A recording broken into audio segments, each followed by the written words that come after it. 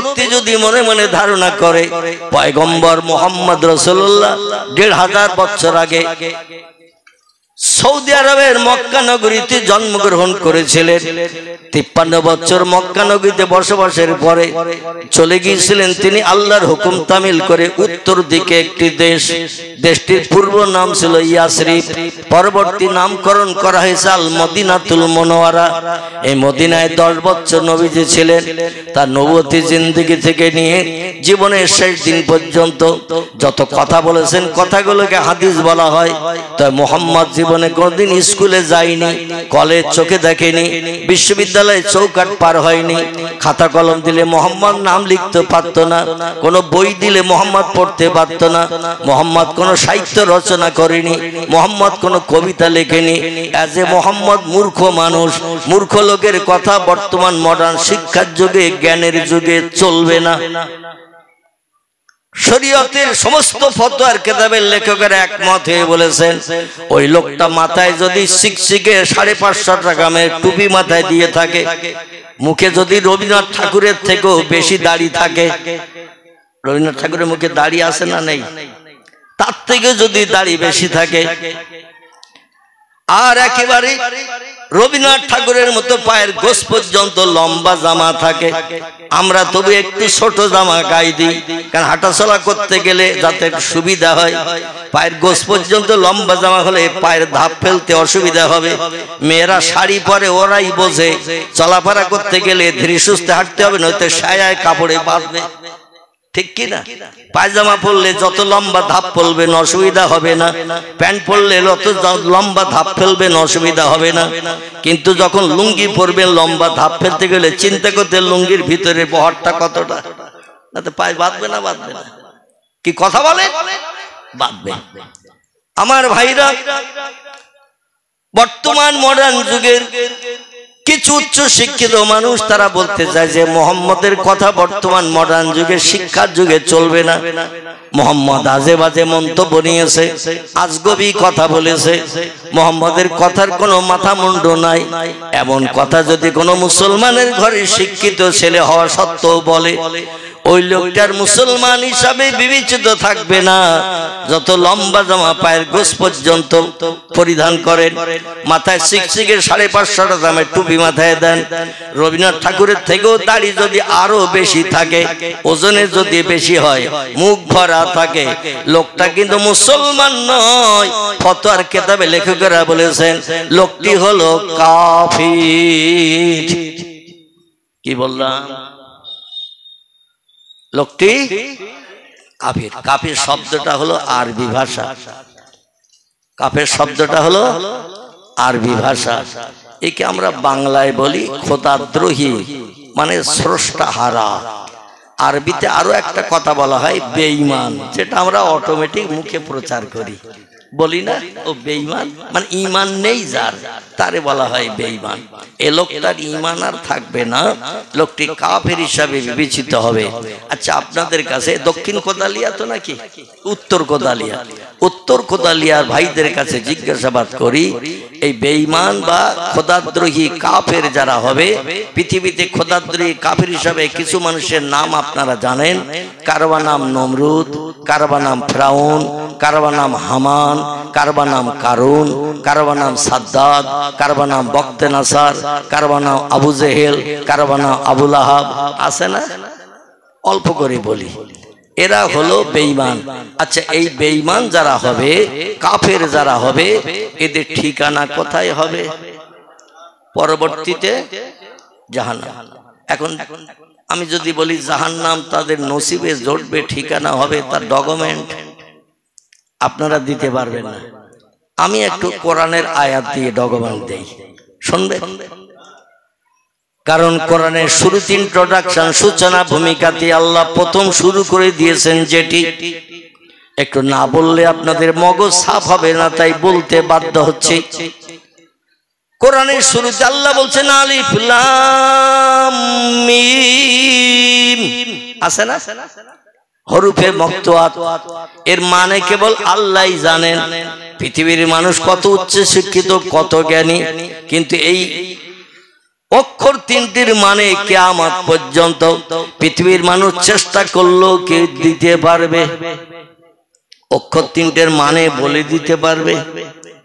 তাহা, আইন, ইয়া, সাদ, হা, মিম, আলিফ, লাম, র। আল্লাহ কিছু কিছু অক্ষর দিয়েছেন কোরআনের ভিতরে, আর এর ব্যাখ্যায় তাফসীরি কারকেরা বলেছেন আল্লাহু আলামু বিমুরাদিহি, এর মানে একমাত্র আল্লাহ জানেন, আল্লাহ দুনিয়ার কাউকে মানে জানাননি। ইয়াসিন, এর মানে আল্লাহ জানেন, মানুষ জানে না। তাহলে মানুষ বেশি জ্ঞানী না আল্লাহ বেশি জ্ঞানী? আল্লাহ কোরআনে বলছেন ওয়ামা উতিতুম মিনাল ইলমি ইল্লা কালিলা। ও মানুষ, তোমাদের মগজে যে জ্ঞান, যে জ্ঞানের মাধ্যম দিয়ে ক্যালকুলেটর বানিয়েছো, কম্পিউটার বানিয়েছো, রিমোট কন্ট্রোল বানিয়েছো, স্যাটেলাইট বানিয়েছো, ইন্টারনেট বানিয়েছো, উপগ্রহ বানিয়েছো, চন্দ্রযান বানিয়েছো, পাতাল রেল বানিয়েছো, সাবমেরিন বানিয়েছো, সাগরের পানির তলা দিয়ে চলে যায়, জায়গায় যে ফুস করে ঠেলে উঠবে, বোমা ছেড়ে দিয়ে আবার পানির তলা দিয়ে চলে আসবে। যে দেশে বোমা ছেড়ে দিল তাদের বাবার ক্ষমতা নাই ও ধরার বা মারার। এর ইংরেজি নাম সাবমেরিন, পানির তলা দিয়ে যায়। এ বানিয়েছে আল্লাহ না বিজ্ঞান? মানুষ। কথা বলে মানুষ বানিয়েছে। রেডিও বানিয়েছো, ভিডিও বানিয়েছো, ভিসিআর বানিয়েছো, ওয়্যারলেস বানিয়েছো, টেলিফোন বানিয়েছো, এখন এই বড় মোবাইলও বানিয়ে পকেটে ভরে দিয়েছো। ঠিক বললাম না ভুল বললাম? আমার পকেটেও একটা আছে, তবে অত বড় না। দেখাবো আমার পকেটেরটা? এই অতীত কাল থেকে নিয়ে বর্তমান কাল পর্যন্ত এই একটাই মোবাইল আমি ব্যবহার করি। আমি এই এত বড় বোঝা বই নেই, কারণ এই বড় মোবাইল বিজ্ঞান বানানোর কারণে আমি বাইরের জায়গার নাম বলবো না। আমাদের বসিরহাটে সিনেমা হল এখন অন্ধ হয়ে গেছে। ঠিক বললাম না ভুল বললাম? কোন জায়গায় কথায় ভুল হলে ধরে দেবেন, কারণ কথা বললে ভুল হয়, কাজ করলে ভুল হয়। ঠিক বললাম না ভুল বললাম? যে লোকটা কথা বলবে কথার ভিতরে ভুল হতে পারে, আর আপনাদের মগজে যেই ধরা পড়বে সঙ্গে সঙ্গে নক করবেন, আমি সংশোধন করে নেব। কাজ করলে ভুল হয়, যে লোকটা কাজ করে না তার কাজের ভুল পাওয়া যাবে। এই জন্য কাজ করলে ভুল হয়, কথা বললে ভুল হয়। বসিরহাটে বর্তমানে দেবযানী সিনেমা হল আছে, আর ফাল্গুনী সিনেমা হল আছে, আর মিলনী নদীর ধারে ও তো কানা হয়ে কাঠি নদীর দিকে রয়েছে। কবে ঝাঁপ দেবে নদীতে অপেক্ষা করছি আল্লাহর দরবারে। আল্লাহ কবে ঝাঁপ দেবে সেদিন বসিরহাটের মানুষকে দেখিয়ে দাও। শুধু বসিরহাট নয়, বারাসাতের দিকে যেতে, আমাদের বসিরহাট রোড দিয়ে বারাসাতের দিকে যেতে দেগঙ্গা একটা বাজার আছে না? দেগঙ্গা বাজারে আছে না? নেই আছে। এই দেগঙ্গা বাজারে ঢুকতে মুখের কাছে, রাস্তার ডান ধারে ব্যাকের কাছে একটা সিনেমা হল ছিল, তার নাম ছিল তারা। কি নাম বললাম? যাওয়া আসার পথে এদিকে নজর পড়লে তারা বড় অক্ষরে লেখা দেখা পাওয়া যায়। সেও আউট অফ মার্কেট হয়ে গেছে। আমাদের খোলাপাতা ও বাদুড়িয়া রোডে একটা সিনেমা হল ছিল, ছিল না? কারণ এই বড় সিনেমা হল পকেটে বিজ্ঞান ঢুকিয়ে দেওয়ার কারণে মানুষ এখন লাইনে দাঁড়িয়ে টিকিট কেটে ন্যাংটা নারী ন্যাংটা পুরুষ দেখার চিন্তা ভাবনা করে আর করে না, কারণ পকেটে তো রয়েছে। আর সিনেমা হলে গেলে তো দেখবেন একটাই ফিল্ম 2.5-3 ঘন্টা ধরে, আর শুধু একটুখানি আঙুল ঘষবেন, টানবেন আর ঠেলে দেবেন, হাজারো ফিল্ম বেরিয়ে যাচ্ছে না এ কথা বলে বেরিয়ে যাচ্ছে। এই জন্য আর পয়সা খরচ করে সিনেমা হলে যেই আর দেখার দরকার নাই। বিজ্ঞান বানিয়েছে সিনেমা হল এখন ঘরে। আগে আমরা টেলিভিশনের বিরুদ্ধে একটু কথা বলতাম, যে ঘরে টেলিভিশন আছে সে ঘরে খাবো না, সে বাড়ি খাবো না। এখন পকেটে সলিমউদ্দিন চাচা বড় টাচ মোবাইল পকেটে নিয়ে হুজুরের খাবার পরিবেশন করছে। এখন হুজুর যদি বলে তোর পকেটে তো বড় সিনেমা হল, দেবযানীর থেকেও বড়, তোর বাড়ি কি করে খাই? না কি এখন রোজা রেখে বাড়ি যেতে হবে না? হবে না? এই হুজুরের না খেয়ে রোজা রেখে বাড়ি যেতে হবে না? হবে না? আহারে, দুনিয়ার রং শয়তান কি করে পাল্টে দিয়ে ইমানদারদের বেঈমান বানাচ্ছে, একটু বুঝতে পেরেছেন? হারাম বাড়ি, হারাম জায়গায়, সুদখোরের বাড়ি, মদখোরের বাড়ি, যদি আপনি একটা দানা খান, তিরমিজি শরীফের হাদিস, এক টানা 40 দিন, কদিন বললাম? 40 দিন আপনার নামাজ, কালাম, তসবিহ, তাহলিল, জিকির, আজগার কিছুই কবুল হবে না। সাবধান, হুঁশিয়ার। আমার ভাইরা, আল্লাহ কোরআনের সূরা বাকারায় জানাচ্ছেন, বিসমিল্লাহির রহমানির রহিম, ইন্নাল্লাযীনা কাফারু ওয়া কাযযাবু বিআয়াতিনা উলাইকা আসহাবুন নারি হুম ফিহা খালিদুন। জোরে বলুন আল্লাহু আকবার। আলিফ লাম মিমের পরে আল্লাহ জানিয়ে দিলেন যে সেন্টেন্স, বাক্য, আয়াতটি, সেটি হলো যালিকাল কিতাবু লা রাইবা ফিহি। আমার কোরআনের ভিতরে যত বিষয়ে তথ্য পরিবেশন করা হয়েছে, যত ঘটনার কথা উল্লেখ করা হয়েছে, অতীতকালের যা কিছু তথ্য পরিবেশন করা হয়েছে, ভবিষ্যৎকালে পৃথিবীতে যা কিছু হবে, সব তথ্য হলো লা রাইবা ফি। কোন তথ্যের ভিতরে শস্য দানা পরিমাণ সন্দেহ নাই। যা কিছু ভরা আছে কোরআনে, ইট ইজ ট্রু ফ্যাক্ট। কোরআনের সব কথাগুলো সত্য। আল্লাহ বলেন, এটা অন্তরে আগে বিশ্বাস করো, মগজ আগে গ্রহণ করো, তারপর আমার কোরআনের কথা থেকে জ্ঞান নিতে শুরু করো। আগে বিশ্বাস করো কোরআনের ভিতরে কোরআনের মালিক আল্লাহ যা কিছু ভরে দিয়েছেন সব কিছু সত্য। এরপরও যদি পৃথিবীর মানুষ বিজ্ঞানের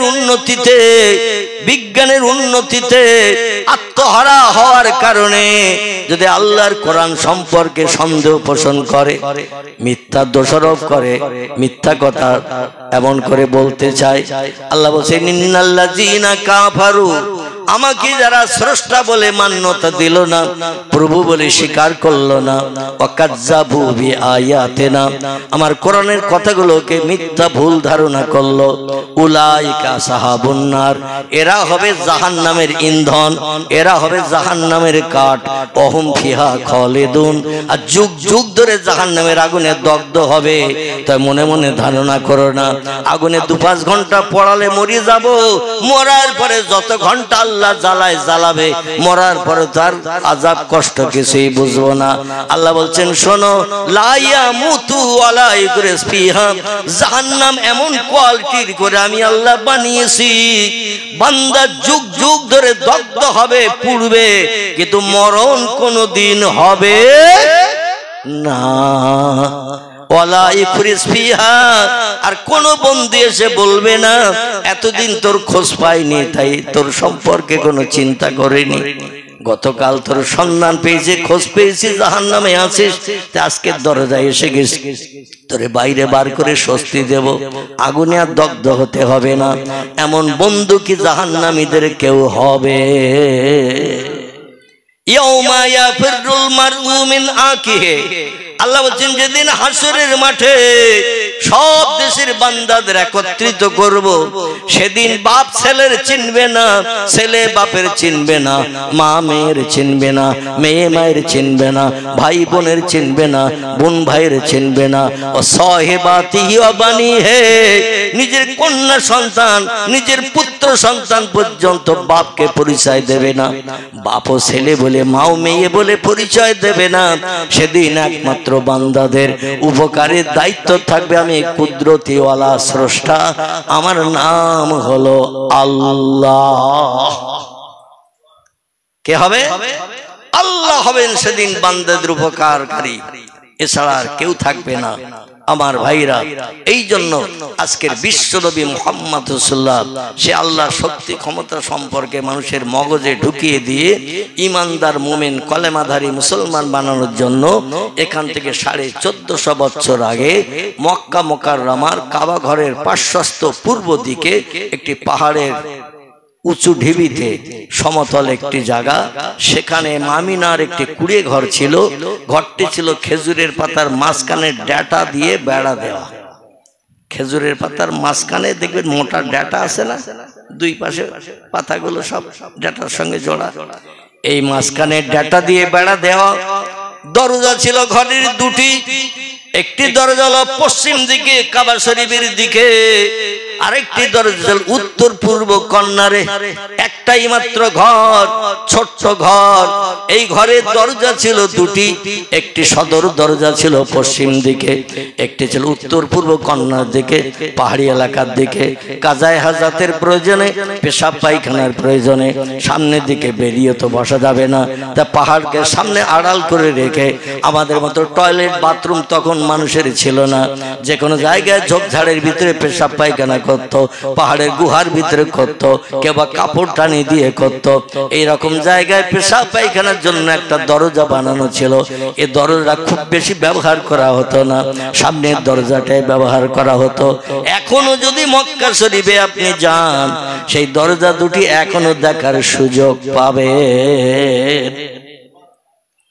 দেখতে দেখতে 1450 বছর হয়ে গেছে, সৌদি সরকার প্রধান ফটকের সামনের দরজাটা যে কোনো মানুষ দেখলেই চিনতে পাবে দরজাটা লক আপ করা রয়েছে। আর উত্তর পূর্ব কর্নারের দরজাটি এখন ওয়াল দিয়ে, দেওয়াল দিয়ে আলাদা করা রয়েছে। ওই ঘরের ভিতরে এখন আর কোনো মানুষ বাস করে না।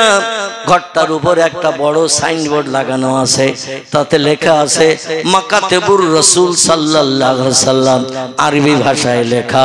এর বাংলা অর্থ হলো পয়গম্বর মুহাম্মদ রাসূলের জন্ম ঘরটা এখন কিতাব রেখে লাইব্রেরি বানানো হয়েছে। জোরে বলুন একটু সুবহানাল্লাহ। নবী বলছেন ইন্নামা বুইস্তু মুআল্লিমান, ও পৃথিবীর বিজ্ঞান, দর্শন, ইঞ্জিনিয়ার, ডাক্তার, মাস্টার, ভূতত্ত্ববিদ, ঐতিহাসিক, সাহিত্যিক, যত ধরনের নামি দামি জ্ঞানী আছো, শোনো, আমি মুহাম্মদ রাসূলুল্লাহ জন্ম থেকে নিয়ে মরণের দিন পর্যন্ত একটা মিথ্যা কথা আমার মুখে আমি জারি করিনি, ঠোঁট নেড়ে জিভের মাধ্যম দিয়ে একটা মিথ্যা কথা বলিনি। সারা দেশের লোক আমার শত্রু থাকা সত্ত্বেও এর প্রমাণ দিতে পারিনি। জোরে বলুন একটু সুবহানাল্লাহ। সেই সত্য পয়গম্বর আমি বলছি, আল্লাহ পাক আমাকে তাম বিশ্ববাসীর শিক্ষক হিসাবে, টিচার হিসাবে, প্রফেসর হিসাবে, অধ্যাপক, অধ্যক্ষ করে পৃথিবীতে আমারে পাঠিয়েছে। আমার মতো জ্ঞান অতীতে কারো ছিল না, বর্তমানে কারো নাই, ভবিষ্যতে কোনো নাতি নাতকুড়েরও হবে না। আমি হলাম পৃথিবীর সেরা জ্ঞানী। জোরে বলুন একটু সুবহান। আচ্ছা, পৃথিবীর সেরা জ্ঞানী যদি পয়গম্বর হয়, আসমানের সেরা জ্ঞানী কে? যিনি বলছেন খলাকাস সামাওয়াতি ওয়াল আরদ, মাথার উপরে যে নীল আকাশ দেখো, ও তোমার কোনো বিজ্ঞানের বাপ বানায়নি, ইঞ্জিনিয়ার বানায়নি, ডাক্তার মাস্টার বানায়নি, বানিয়েছে আকাশ। ওরা তো আল্লাহ আল্লাহর নবীর কাছে জ্ঞানে একেবারে শিশুর থেকেও নগণ্য, সদ্যজাত বাচ্চার মতো। যদি বলেন এত নামি দামি জ্ঞানী ব্যক্তি রিসার্চ করে, গবেষণা করে, এত যন্ত্রপাতি মেশিনারি বানিয়ে বিশ্ববাসীকে আনন্দে আত্মহারা করে দিয়েছে, আর আপনি হুজুর বলছেন বিজ্ঞানের জ্ঞান শিশুর থেকেও কম, ব্যাপারটা তো বুঝলাম না। তাহলে গোটা কয়েক তথ্য দিলে মেমোরি সাফ হবে, দেব তথ্য না থাকবে দেব। বিজ্ঞানীদের বলেন আকাশ কটা, ওরা এতে কাবে নিয়ত করবে, ঠিক বললাম না ভুল বললাম?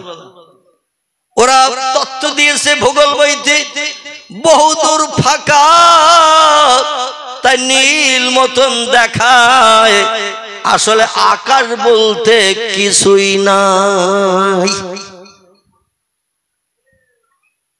আমি যদি বলি কোরআনে সূরা বাকারা আল্লাহ বলছেন হুয়াল্লাযী খলাকা সাবআ সামাওয়াতিন তিবাকা। জোরে বলুন একটু আল্লাহু আকবার। কোরআনের প্রথম সূরা আলিফ লাম মিম থেকে যে সূরা শুরু হয়েছে, এই সূরাটির নাম হলো সূরাতুল বাকারা। 3 নম্বর পৃষ্ঠায় আল্লাহ পাক তথ্য দিয়েছেন। আবার কোন কোরআনে 15 লাইন আছে, তাতে 2 নম্বর পৃষ্ঠায় আপনি তথ্য পেয়ে যাবেন।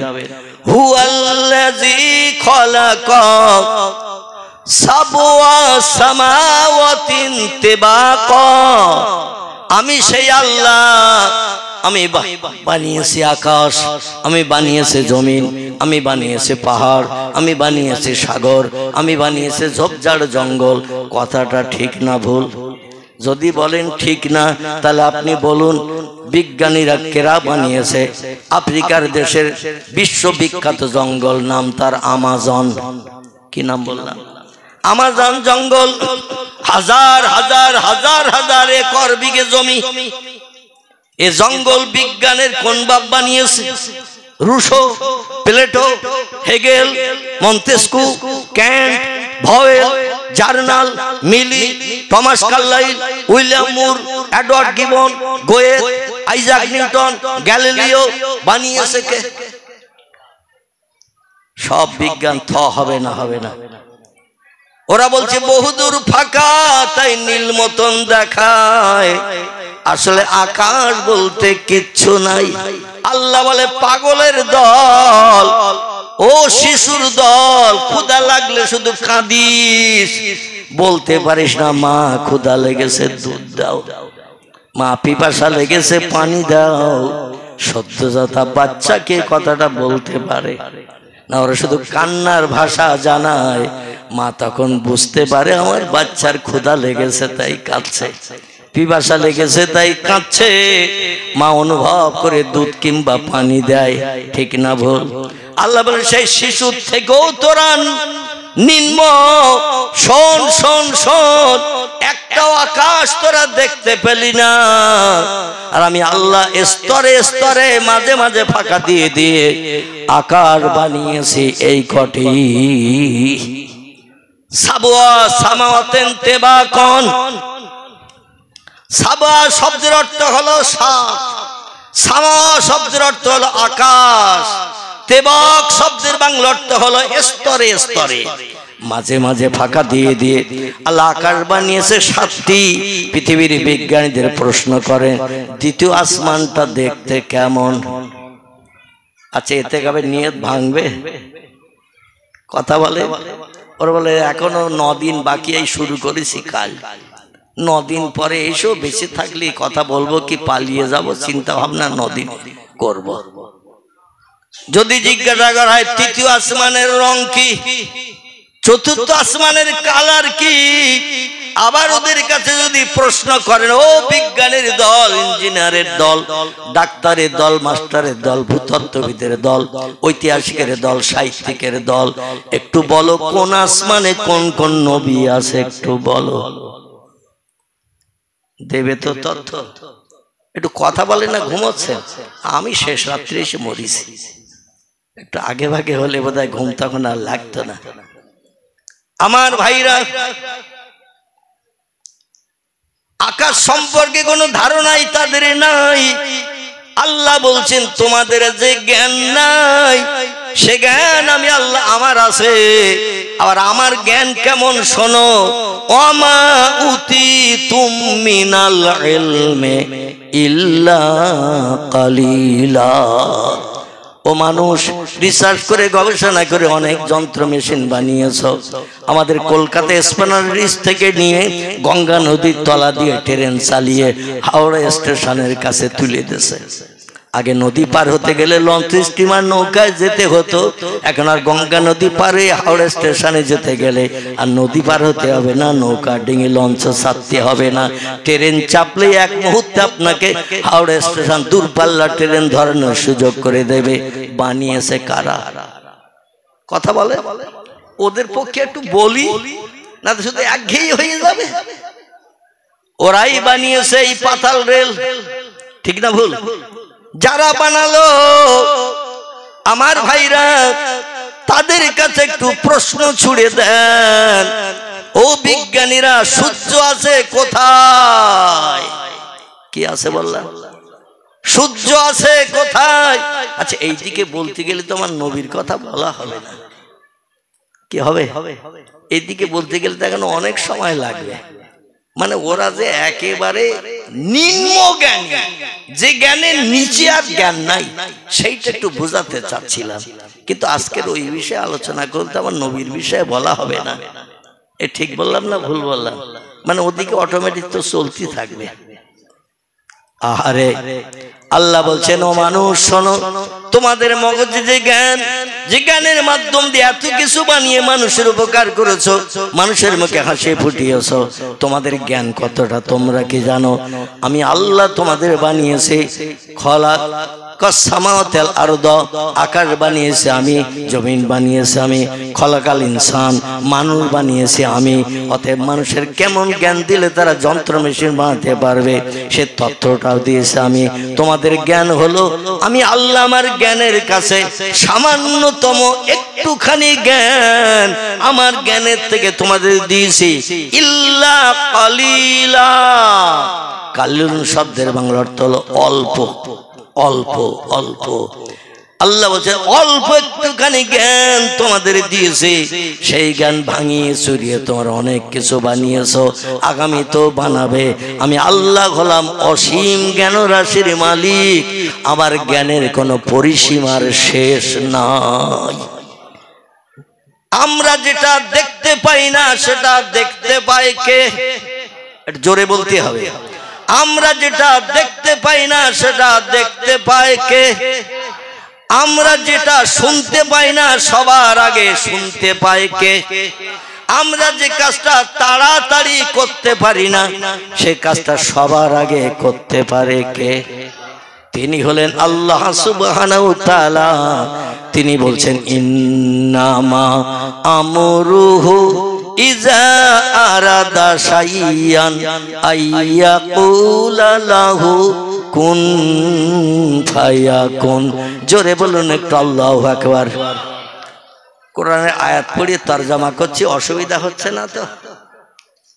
হচ্ছে? যদি অসুবিধা হয় লাইন ছেড়ে দেব, কারণ আমি এখন চেয়ারে বসে ড্রাইভার হয়েছি।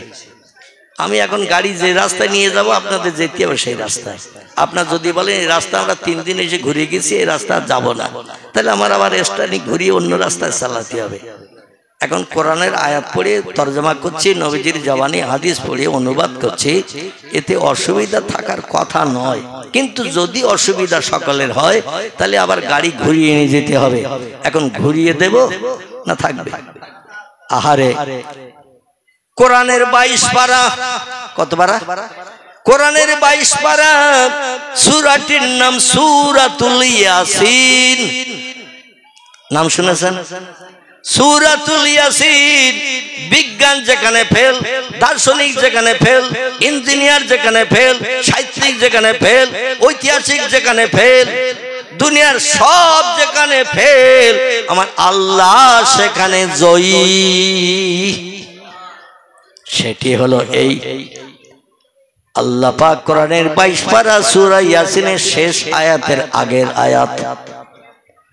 সূরা ইয়াসিনের শেষ আয়াতের আগের আয়াত তিরমিজি শরীফের হাদিস। নবী বলছেন, কোন ব্যক্তির মরণের সময় যখন হয়, সাকারাতুল মাউতে হাক্কুন। নবী বলছেন মৃত্যুর যন্ত্রণা, মৃত্যুর কষ্ট হলো সত্য। কেউ যেন ধারণা না করে রাস্তায় ঝুপ করে পড়িসার মারা গেছে, ওর বোধহয় কষ্ট হয়নি।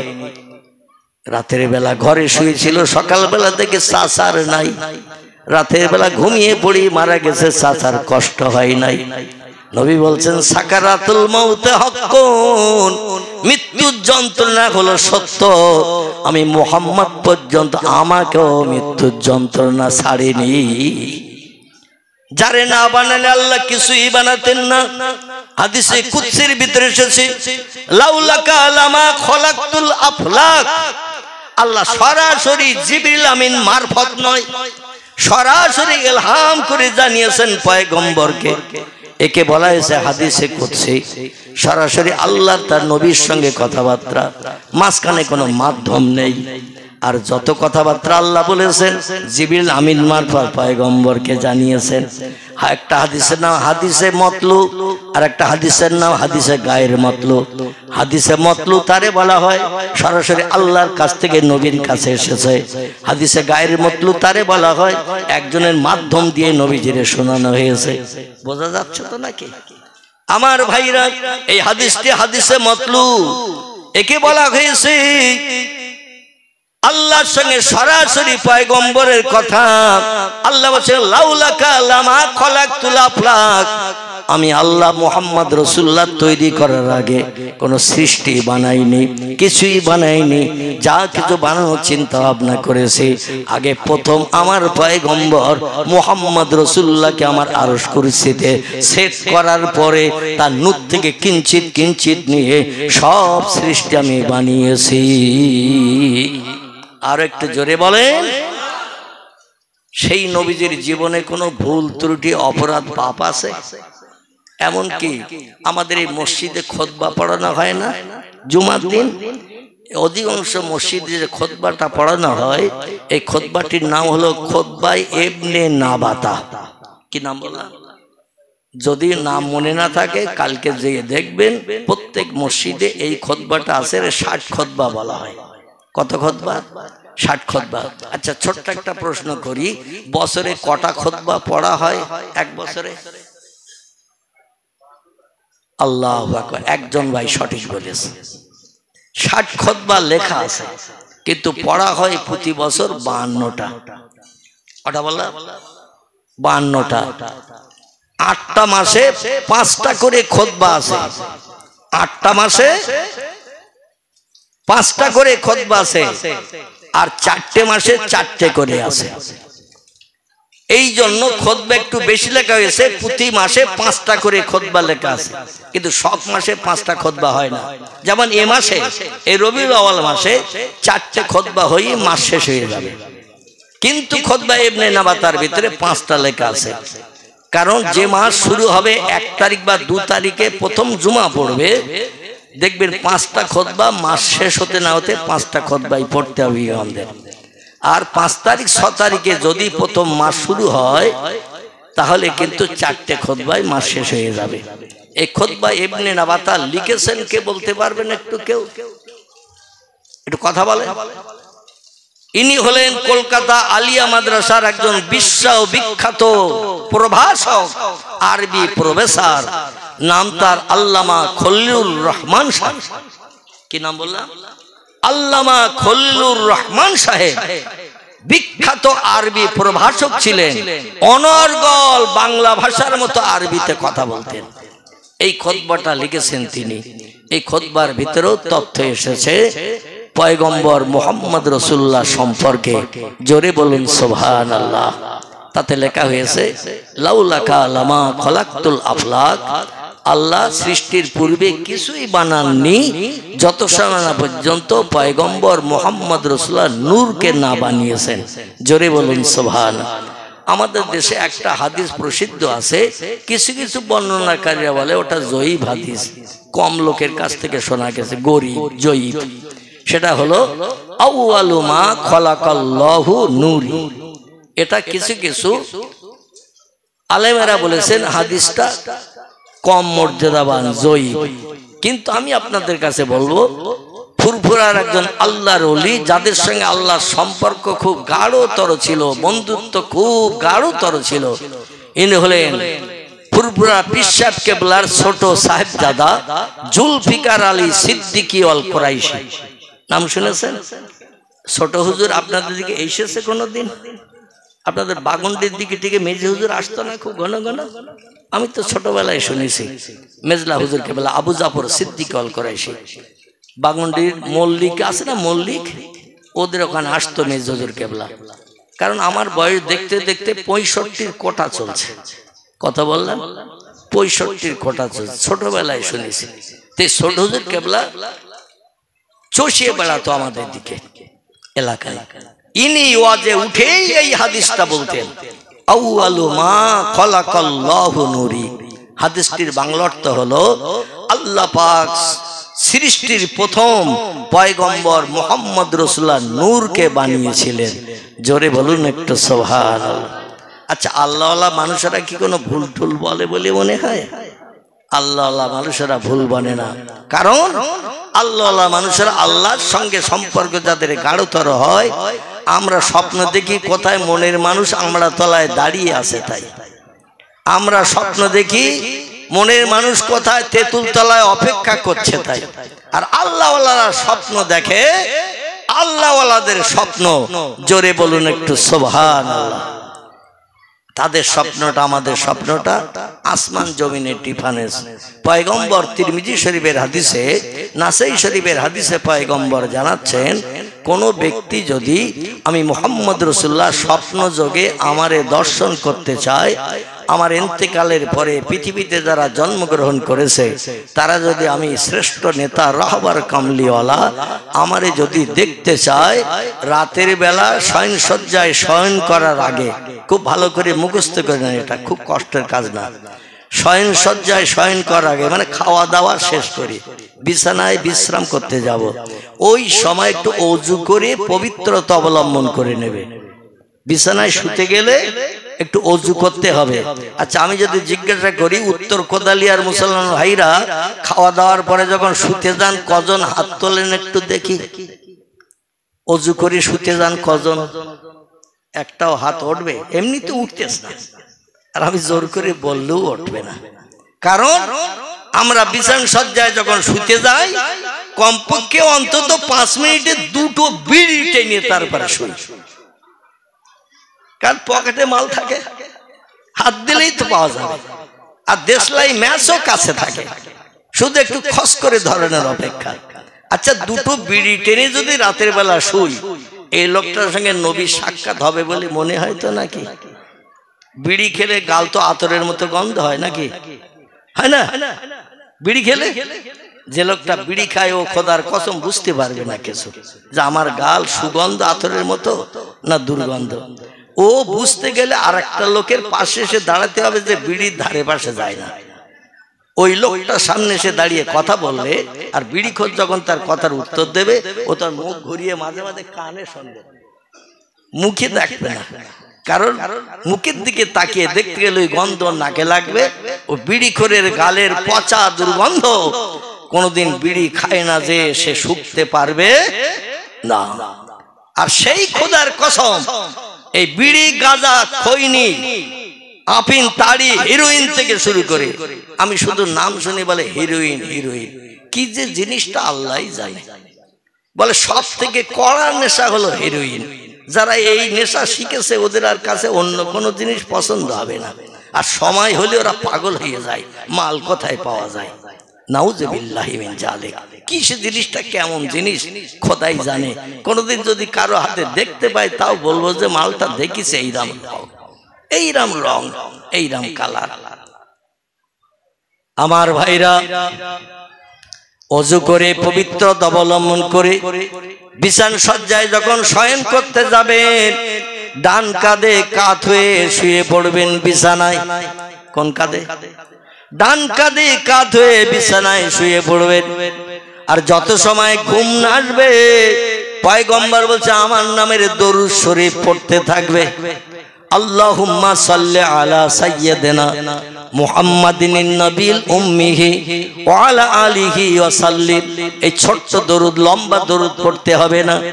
কিংবা সাল্লাল্লাহু আলা মুহাম্মদ সাল্লাল্লাহু আলাইহি ওয়াসাল্লাম, এতটুকু দরুদ পড়লে এনাফ, যথেষ্ট। বিশ্ব নবীর নামের স্মরণ করতে থাকবেন যত সময় ঘুম না আসবে। এইভাবে দরুদ শরীফ পড়তে পড়তে লোকটা যদি ঘুমিয়ে যায়, পয়গম্বরের কথা সত্য না মিথ্যা? পয়গম্বরের কথা সত্য বিশ্বাস রাখবেন।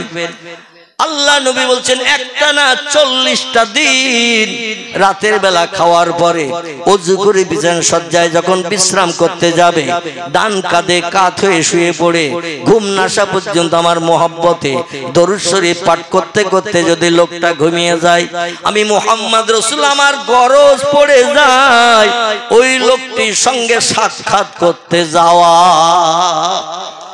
নারায়ে তাকবীর। নারায়ে তাকবীর। নবী বলছেন তার আমার দেখতে আসতে হবে না, আমার গরজ পড়ে যাবে তার চেহারা দেখতে যাওয়া।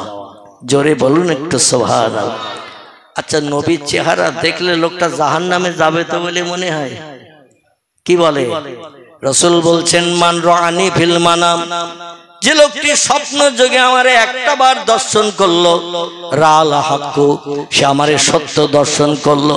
আর যে লোকটি একটা বার জিন্দা অবস্থায় আমারে ঘুমের ঘরে দেখার সুযোগ পেল, আল্লাহর সাতখানা জাহান্নাম তার জন্য হারাম হয়ে গেল। আল্লাহর 8খানা জান্নাতের যে কোনো দরজা দিয়ে লোকটা জান্নাতের ভিতরে ঢোকার পারমিশন পেয়ে গেল। নবী দিবসের নবীর জীবনী শুনবো, কিন্তু এগুলোর প্রয়োজন আছে না নাই? শুধু জীবনী শুনে আমল করব না, ওতে লাভ হবে কিছু? কিছুই লাভ হবে না। এইগুলো একটু আমল করেন, আগামীতে যাতে লাভবান হতে পারবেন। সকলে বলুন আমিন।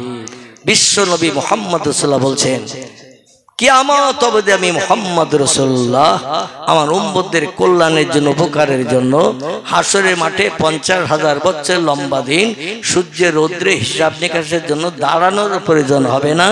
আমার দিদার স্বপ্ন যোগে যাদের একটা বার নসিব হবে, সরাসরি কবর থেকে হাসরে উঠে ও লোকটা আল্লাহর জান্নাত দখল করবে। জোরে বলুন একটু সুবহানাল্লাহ। আচ্ছা, এর থেকে সহজ উপায় আর আছে কিছু বলে মনে হয়?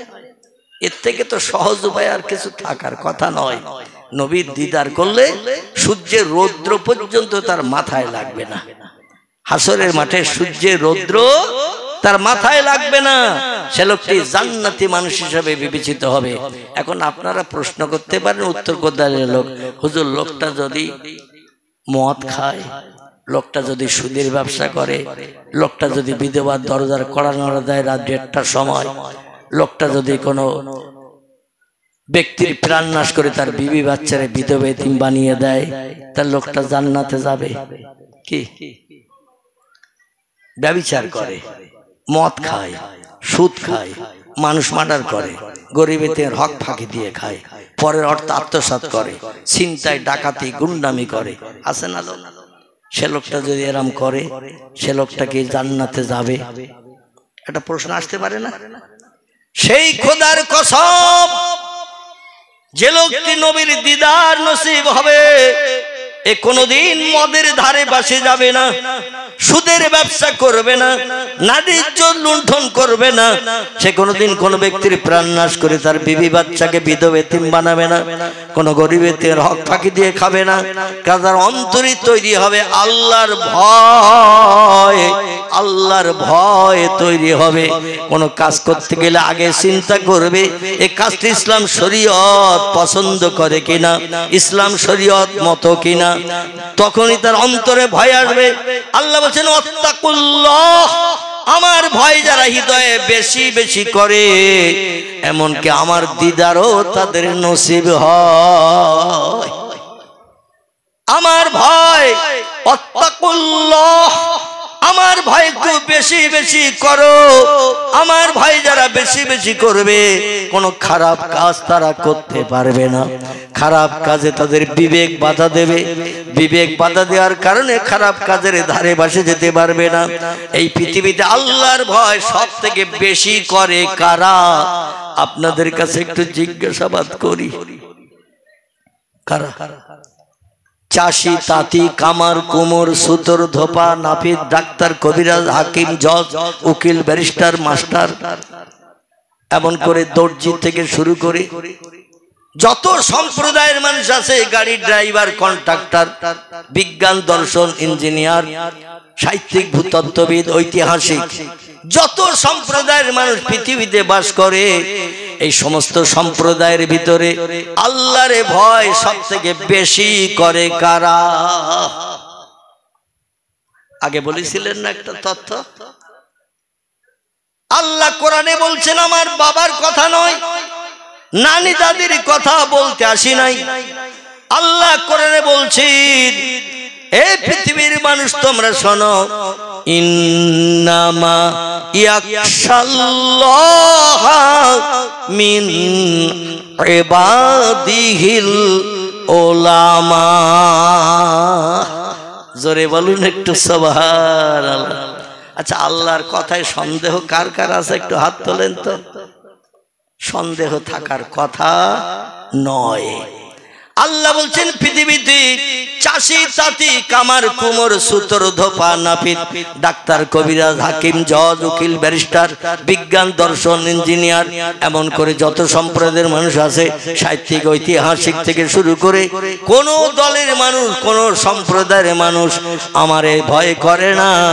আমারে ভয় করে হলো ওলামায়ে হাক্কানীরা। জোরে বলুন একটু সুবহানাল্লাহ। আচ্ছা, আমারে আপনারা আলেম বলেন না বলেন না? এই চেয়ারে বসেছি, বক্তৃতা রাখছি। আল্লাহ কিন্তু এইরকম টোকো আলেমের কথা বলেনি, তেতুল মার কালেমের কথা বলেনি, কেওড়া মার কালেমের কথা বলেনি, জলপাই মার কালেমের কথা বলেনি। আর কিছু বলবো? এই কটাই যথেষ্ট। এগুলো একটু টক না মিষ্টি? এই যে কটার নাম করলাম এগুলো টক না মিষ্টি? টক টক। আল্লাহ বলে ওই সব টোকো মৌলবীর কথা বলি নাই, আমি বলেছি তাদের কথা। আল্লাহ পাক কোরআনে বলছেন উলাইকা আনআমাল্লাহু মিনান নাবিয়্যিন ওয়াস-সিদ্দীকিন ওয়াস-শুহাদায়ে ওয়াস-সালিহিন ওয়া হাসুনা উলাইকা রাফিকা। জোরে বলুন একটু আল্লাহু আকবার। আর একটু জোরে বলুন। আমার ভাইরা, আল্লাহ পাক কোরআনের অন্য জায়গায় বলছেন আলা ইন্না আউলিয়া আল্লাহি লা খাউফুন আলাইহিম ওয়ালা হুম ইয়াহজানুন। আরেকটাবার একটু জোরে বলুন আল্লাহু আকবার। আমার ভাইরা দুটি আয়াত রেখেছি, এই দুটি আয়াতের বক্তব্য রেখে আমার পয়গম্বরের দিকে একটু এগিয়ে যাব। আচ্ছা, থলি কার কার ভর্তি হয়ে গেছে একটু হাত তোলেন তো। এই ওয়াজ শুনতে শুনতে মাগরিবের পর থেকে পর্যন্ত ওয়াজ শুনতে শুনতে থলি ভর্তি হয়ে গেছে কার কার? তাহলে আমি তো একজন হাত তুলেছেন নাকি? কারো এখনো হাত উঠেনি, তাহলে আপনাদের থলি মনে হচ্ছে এখনো ভর্তি হয়নি। গলা গলা যাদের হয়ে গেছে, শাকচুরুর বাজার আছে না? শাকচুরুর বাজার এখনো বাজারে যে যদি লাল শাক ভালো দেখেন, পালং শাক ভালো দেখেন, লাউ শাক যদি ভালো দেখেন, পুঁই শাক কুমড়ো শাক যদি ভালো দেখেন, আর দুটো তিনটে করে তাড়িয়ে এক একটা শাক টাটকা কিনে যদি থলিতে দেন, পরে আর বেগুন মাছ টাছ রাখার জায়গা পাওয়া যাবে বলে মনে হয়। কারণ শাকের তাড়ি ঢুকিয়েছেন, দামও কম, পয়সাও খরচ হচ্ছে কম, থলিতে ঢুকতে ঢুকতে থলির একটা ডান্ডার কানাকানি হয়ে গেছে। চালাক খরিদ্দার যারা দেখছে পকেটের পয়সা তো এখনো রয়েছে, মাল ওদিকে থলি ভর্তি। যারা চালাক বলে পয়সা ফিরিয়ে আবার বাড়ি নিয়ে যাব, আজকের বাজারের জন্য তো এই পয়সা আনলাম, ওরা তখন করে কি থলি একটু ঝাঁকার মেরে নেয়। থলি যদি একটু ঝাঁকার মারে দেখবেন আবার 2-1 কেজি গোশত মাছ টাছ রাখার জায়গা বেরিয়ে যায়। ঠিক বললাম না ভুল বললাম? এখন যদি আপনাদের কানাকানি হয় তো একটু ঝাঁকার মেরে নিতে বলতেছি, একটু ঝাঁকার মারেন, একটু জায়গা বাড়ি হবে, সেই জায়গায়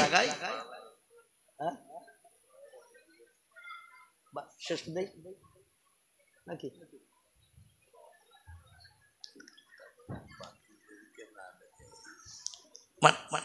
আগে তো আমার মানে আমার আগের বক্তা একটু জাল টেনিয়েছে। ঠিক বললাম না ভুল? আমি এনেছি খ্যাপলা জাল নিয়ে, আর আমার আগের বক্তা সে মায়াপুরের দিক থেকে হুগলি জেলার শেষ সীমানার দিক থেকে এসে বেড় জালের টেনে দিয়েছে। আচ্ছা, বেড় জাল টানলে পুকুরে আর মাছ টাছ থাকে বলে মনে হয়? পুকুরে আর মাছ টাছ থাকে বলে মনে হয়? খ্যাপলা জাল ফেললে জাল তলাতে তলাতে অনেক মাছ চালাক তারা বেরিয়ে যায়, বা বিভিন্ন ঝোপ ঝাড়ের ভেতরে বাঁশের কুঞ্চি টুঞ্চি পোতাটা থাকলে তার ভিতরে জায়গা নাই। আচ্ছা, বেড় জাল যখন টানে ও পুকুরের ভেতরে কুঞ্চি টুঞ্চি পোতা থাকে তো নাকি? পালা ছালা থাকে তো নাকি, ও আগে পালা তুলে নেয় তারপরে বেড় জাল টানে। এখন আমি এই খেপলা জাল ফেললি আর মাছ উঠবে বলে মনে হয়, কি উঠবে বলে মনে হয়। তবু যখন এনেছি দুই এক খাবার মেরে দেখি, উঠলে আলহামদুলিল্লাহ, না উঠলে গোটু হম নাকি, সোজা বাড়ির দিকে রওনা দেব।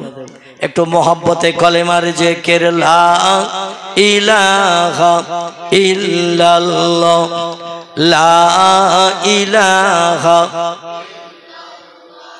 লা ইলাহা ইল্লাল্লাহ মুহাম্মাদুর। কাক ডাকে কাকা রবে, কাক ডাকে কাকা রবে, কোকিলের স্বর মধুর লাগে, ডাকে সেই শরতের হাওয়ায়, আল্লাহ ছাড়া মাবুদ নাই বলো লা ইলাহা ইল্লাল্লাহ লা ইলাহা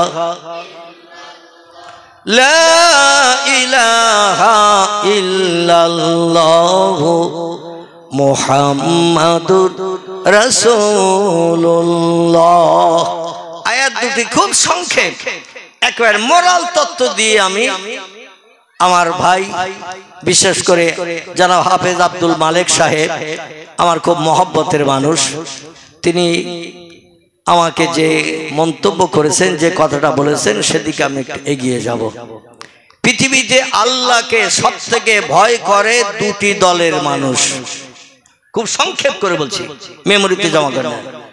পৃথিবীতে যত দলের মানুষ আছে, এই দলের ভিতরে দুটি দলের মানুষ আল্লাহকে সব থেকে বেশি ভয় করে। একটি দলের নাম হলো নবী আম্বিয়ার দল, একটি দলের নাম হলো অলি আউলিয়ার দল। কটা দল হলো? দুটি দল। এছাড়া আর কোন দলের মানুষ আল্লাহরে বেশি ভয় করে না। নবীরা জীবন উৎসর্গ করেছে আল্লাহর জাহান্নামের ভয়ে, আল্লাহর হুকুমের মর্যাদা দিতে। নবীরা পৃথিবীতে কলেমা দাওয়াত দিতে যে মার খেয়েছে না খায়নি, অত্যাচার সহ্য করেছে না করেনি, জীবন নিয়ে টানাটানি হয়েছে না হয়নি, শুধু আল্লাহরে রাজি করতে যে আল্লাহর জাহান্নামের ভয় হৃদয়ে গাঢ়তর করেছিল। এজন্য সব থেকে বেশি ক্ষতিগ্রস্ত হয়েছে নবীর দল। আরেকটি দলের মানুষ পৃথিবীতে আল্লাহর ভয় বেশি করেছে বা এখনো করছে, তারা হলো অলি আউলিয়ার দল। নবী হলো এক বচন, আম্বিয়া হলো বহু বচন। একজনকে বলা হয় নবী, বহুজনকে বলা হয় আম্বিয়া। একজনকে বলা হয় অলি, বহুজনকে বলা হয় আউলিয়া। বোঝা গেল? অলি একজনকে বলা হয়, বহুজনকে আউলিয়া বলা হয়। আল্লাহ বলছেন, এই পৃথিবীর মানুষ আমার সঙ্গে তাদের সম্পর্ক সব থেকে বেশি ভালো গাঢ়তর যারা পৃথিবীতে অলির তবকায় পৌঁছে গেছে, আউলিয়ার তবকায় পৌঁছে গেছে, তারা হলো আমার সব থেকে প্রেমিক বান্দা। তাদের বিপদে মুসিবতে দুঃখে দুর্দশায় অভাবের সমস্যায় কোনো ভয় নাই, অলা তাহজান অলা তাখফ। তাদের কোনো ভয় নাই, চিন্তা নাই। সব সমস্যার দায়িত্ব, সমাধানের দায়িত্ব আমার কুদরতি হাতে আমি নিয়েছি। জোরে বলুন একটু সুবহানাল্লাহ।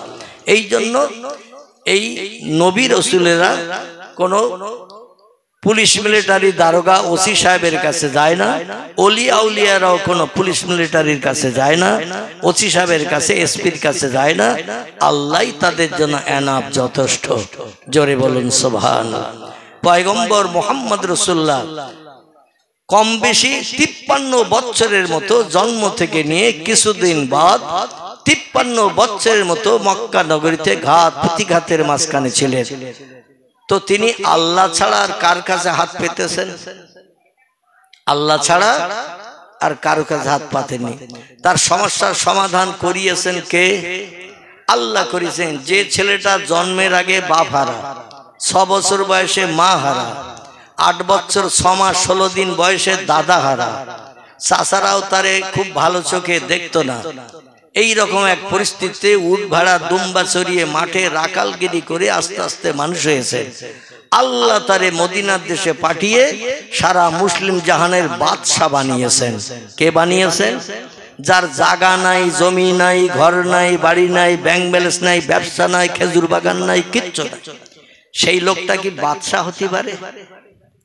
পারে? কিচ্ছু নাই যার। এখন ভোটে জিততে গেলেও 20-30 লাখ টাকা খরচ করতে হচ্ছে। এ ঠিক বললাম না ভুল বললাম? ভোটে জিততে গেলেও 20-30 লাখ খরচ করতে হচ্ছে। 5 বছরে 5 ডবল আন্ডারগ্রাউন্ড করব। এখানকার লোক না, আমাদের অধিকার কথা বলছি। 5 বছরে 5 ডবল আন্ডারগ্রাউন্ড করব। এখন একটু বাড়তি খরচ করি, তারপরে পরে এক হাতে করে চাষ করব ইনশাআল্লাহ, অসুবিধা নাই। কিন্তু পয়গম্বর মুহাম্মদুর রাসূলুল্লাহ সাল্লাল্লাহু আলাইহি ওয়াসাল্লাম তিনি রাষ্ট্র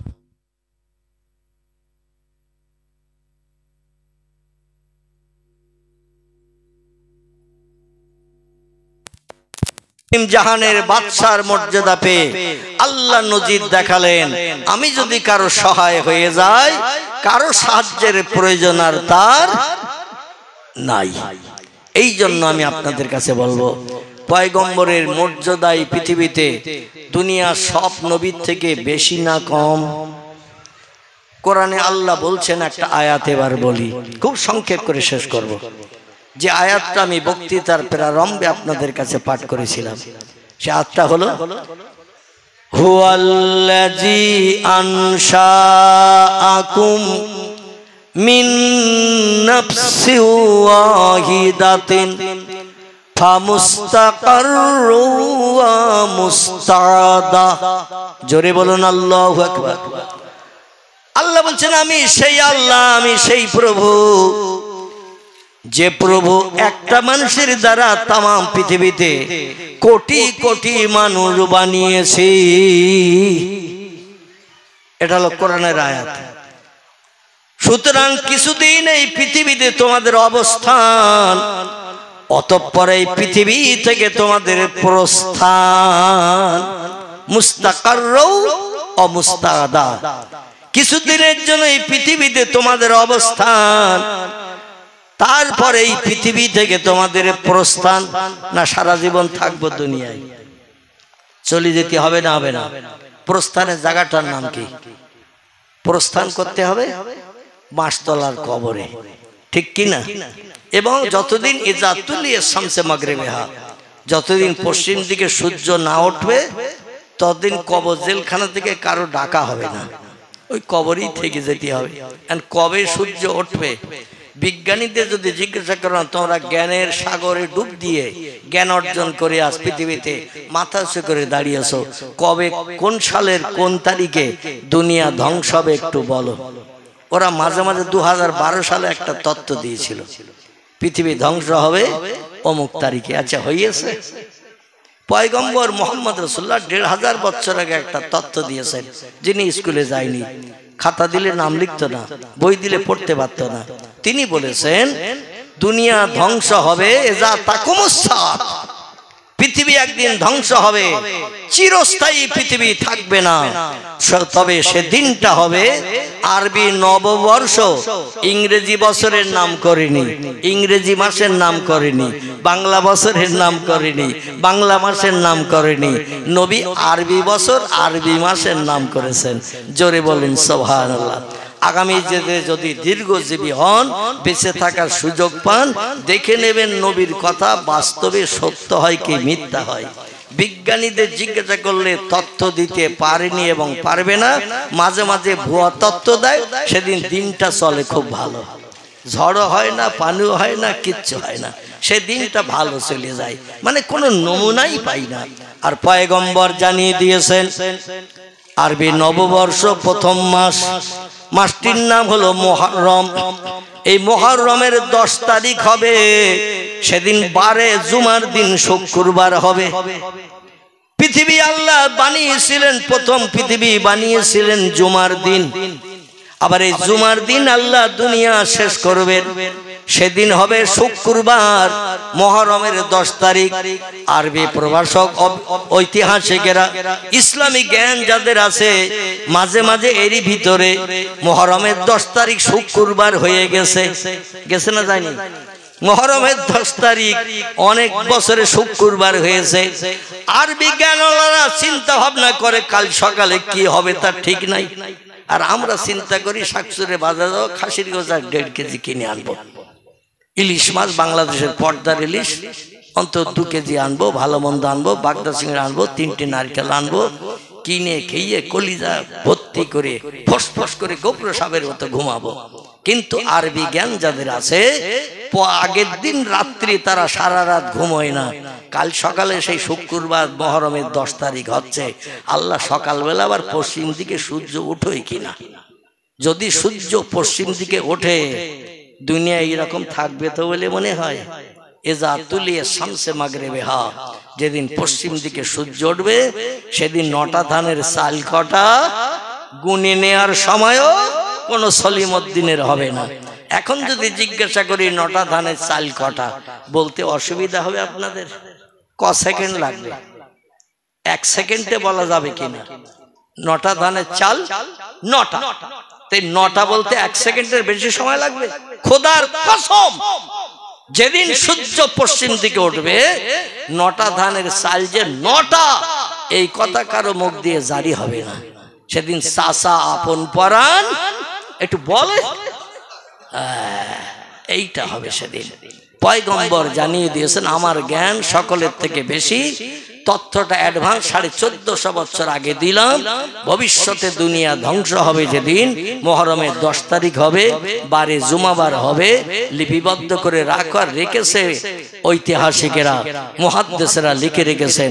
বাস্তবে প্রমাণ পাবেন নবীর একটা কথা মিথ্যা কিয়ামত পর্যন্ত কেউ প্রমাণ করতে পারবে? কোন আন্ডা বাচ্চার ক্ষমতা হয়নি এবং হবে না। জোরে বলুন একটু সুবহানাল্লাহ। কারণ সেই নবীর আগমন আর আমাদের আগমন কি এক? বর্তমানে কিছু দলমত পথের মানুষেরা বলে নবী আমাদের মতো মানুষ, বরং তারে বলা যায় তিনি আমাদের বড় ভাই। আগে হলে কি হয়, এ বড় হয় না ছোট হয়? একটু কথা বলে। যে মায়ের পেট থেকে প্রথম হয় সে বড় হয় না, তো শেষে হয় সেইটি বড় হয়। শেষে যে ছেলেটা হলো ওইটি বড় তো নাকি? প্রথম যে হয়েছে সেই বড়। তা বলছে নবী 1450 বছর আগে মক্কায় জন্ম নিয়েছিল, আমরা 1450 বছর পরে হয়েছি, এই জন্য আমরা ছোট, উনি আমাদের বড় ভাই। এই মর্যাদাটা নবীর দেওয়া যায়। উনিও কাদামাটির মানুষ, আমরাও কাদামাটির মানুষ। কেমন বলো? ওনার 2টো হাত, আমাদের 2টো হাত। ওনার এক হাতে 5টা আঙুল, আমাদেরও 5টা আঙুল। ওনার 2 পায়ে 5টা করে আঙুল, আমাদের 2 পায়ে 5টা করে আঙুল।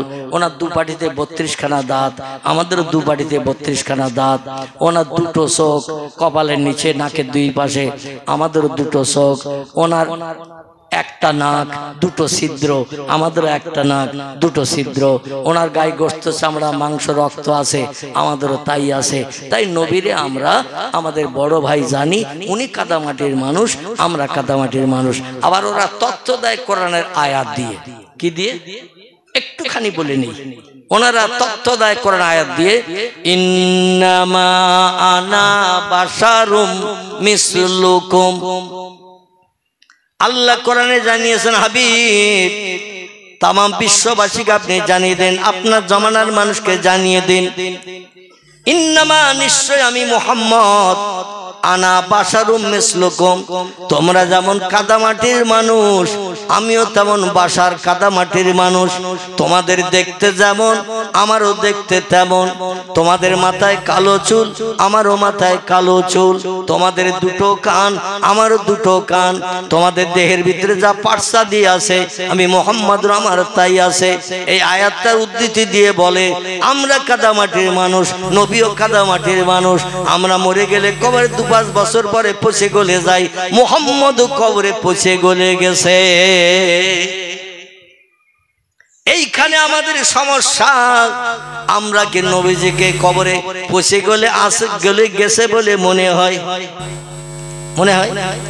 আল্লাহ নবী বলছেন ইন্নাল্লাহা হাররামা আন তাকুলা আসজাদাল আমবিয়ায়ে।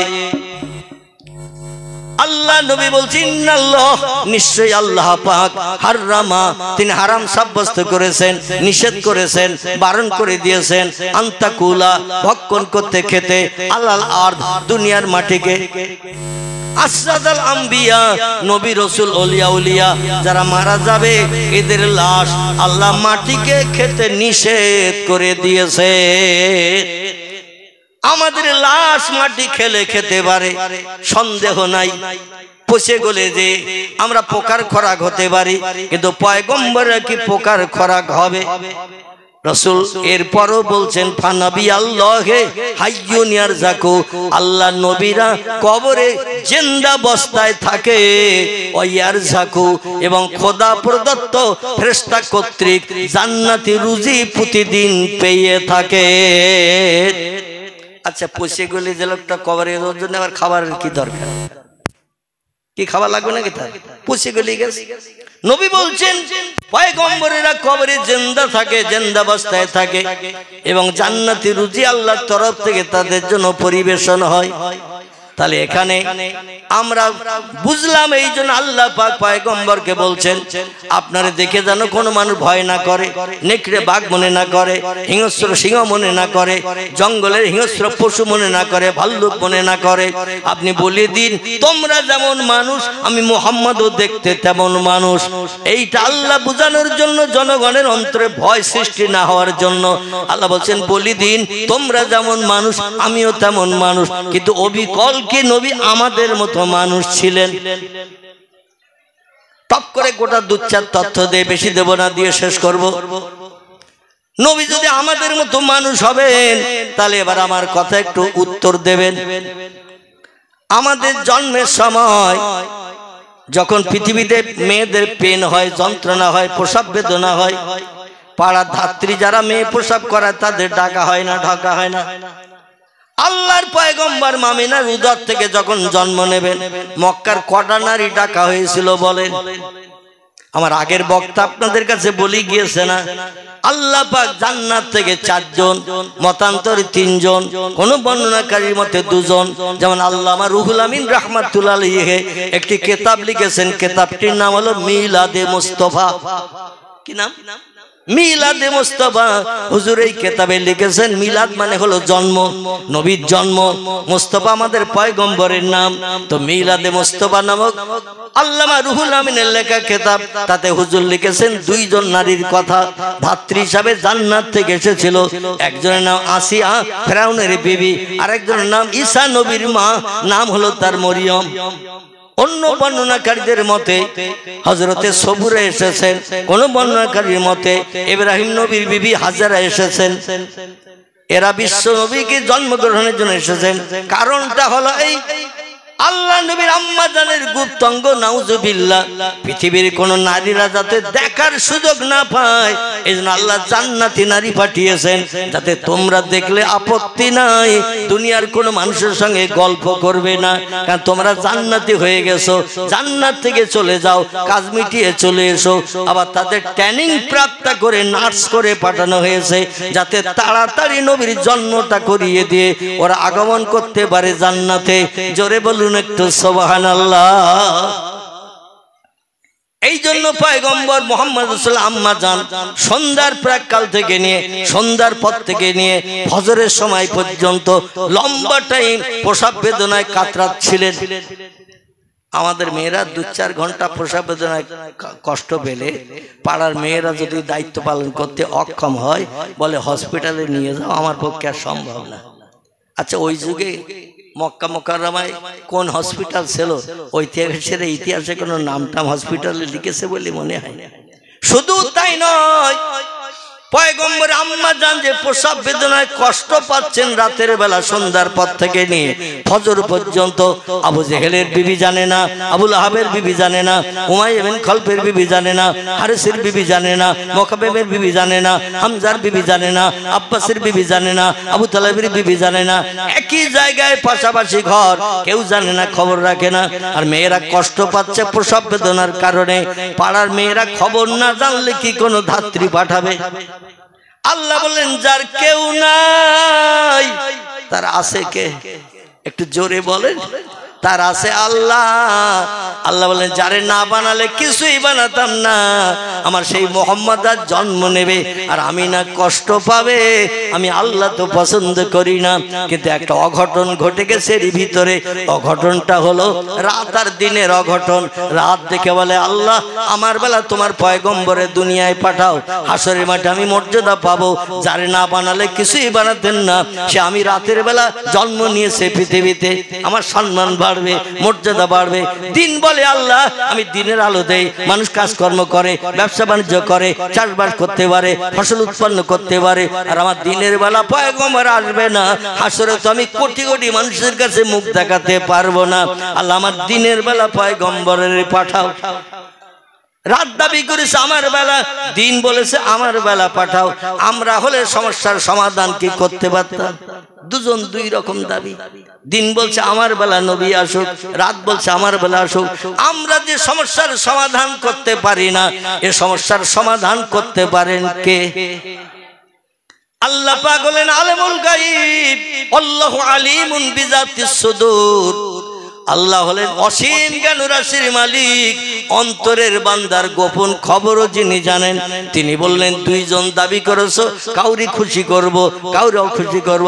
আমরা হলে বলতাম রাত তুই খুশি হবি, তোর বেলা নবী পাঠাবো, দিন তোরে খুশি করা যাবে না।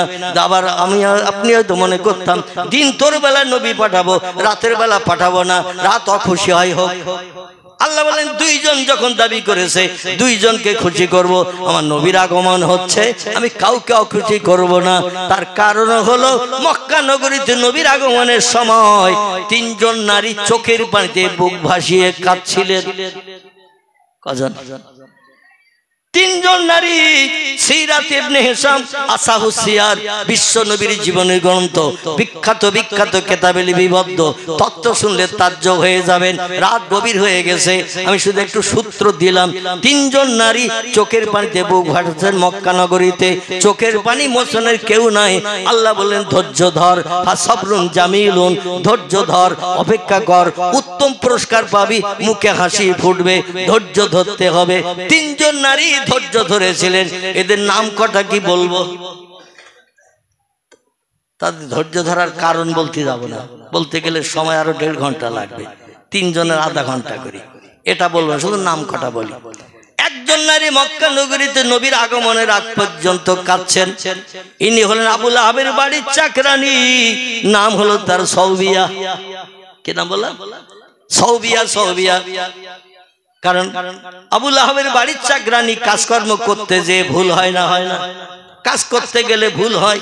অনেক সময় মাছের ঝোলে নুন দেয়নি, গোশতে ঝাল দেয়নি, এরকম হয় না? হয় না?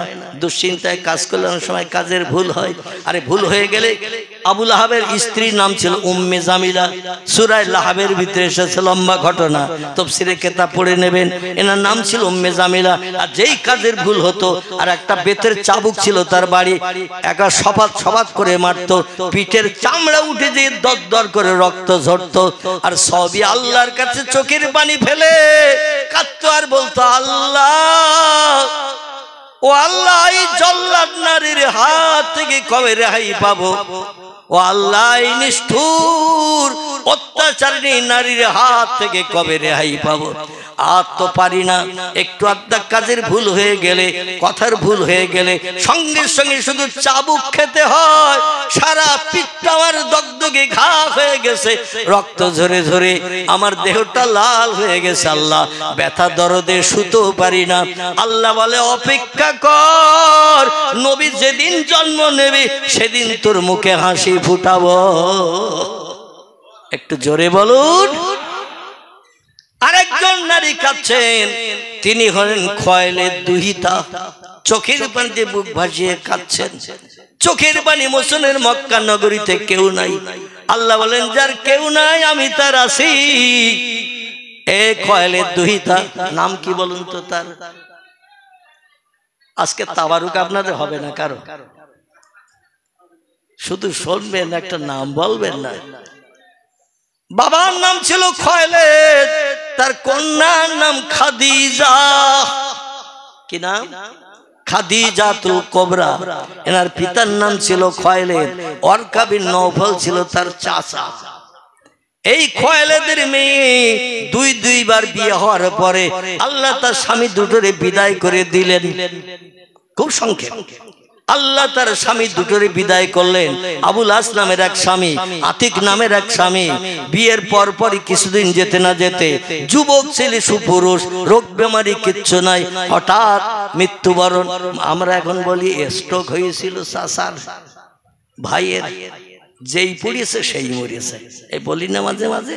এখন ইংরেজি নাম বলি স্ট্রোক। আল্লাহ বলছে স্ট্রোকের আরবি নাম হলো আজরাইলের সাক্ষাৎ। কিসের সাক্ষাৎ? আজরাইলের সাক্ষাৎ। দুটি স্বামীর প্রাণ নাশ হলো। কারণ কি বলুন তো? খাদিজা মক্কা নগরীর বিশ্ব সুন্দরী ছিল। যে কোনো যুবক তার দেখে আপন স্ত্রী পাওয়ার জন্য পাগল হয়ে থাকতো। আমাদের দেশের ছেলেরা যেমন নায়িকা দেখতে টিকিট কেটে 3 ঘন্টা দেখতে যায়, আর বাড়ি এসে ঘুমিয়ে পড়েই নায়িকার সঙ্গে দেখা হয়। নায়িকা এসেছে হাঁপাতে হাঁপাতে, বলছে তুমি কে? বলে আমার দেখেছো 3 ঘন্টা না সিনেমা হলে? বলে হ্যাঁ। বলে আমিও তোমার দেখে পাগল হয়ে গেছি, তাই ছুটে এসেছি উত্তর কোদালিয়ায়। বলে তুমি এসেছো আমার বাড়ি চিনলে? বলে লোকের কাছে শুনে শুনে এসেছি। বলে হঠাৎ তুমি আসবে তা তো জানি না। বলে আমি থাকতে পারিনি তাই ছুটে এসেছি। এখন কিছু মেয়ে যাচ্ছে না ছুটে ছুটে? কি যাচ্ছে না? যাচ্ছে না, এদিকে বোধহয় যাচ্ছে না। আমার ভাইরা বলে কে এখন তোরে নাস্তা দেব? হঠাৎ আসবি তা তো জানি না। তো ঘুমের ঘরে পকেটে হাত দিয়েছে, দেখি কিছু পকেটে লজেন্স টজ আছে কিনা। পকেটে হাত দিয়েছে তো মাল দুটো পেয়েছে। কি বলুন তো? কি বিড়ি? বিড়ি ও পকেটে নিয়ে শোয়, ভোরবেলা লাগবে তাই, অন্যথায় পায়খানা হবে না, টানতে টানতে যেতে হবে বাথরুমে, অন্যথায় পায়খানা খোলসা হবে না। জোরে বলুন নাউজুবিল্লাহ। এমন হ্যাবিট অভ্যাস হয়ে গেছে, বিড়ি না খেলে আবার পায়খানা হয় না নাকি।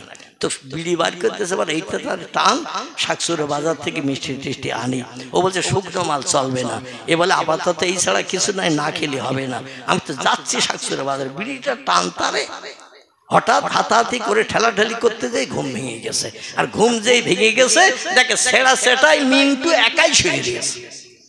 কোথাও নায়িকা কোথায় উড়িয়ে গেছে তার ঠিক নাই। আরে যত সময় ঘুমিয়েছিল নায়িকা কাছে বিড়ি নিয়ে ঠেলাঠেলি, আর যেই ঘুম ভেঙে গেছে নায়িকা উড়িয়ে গেছে।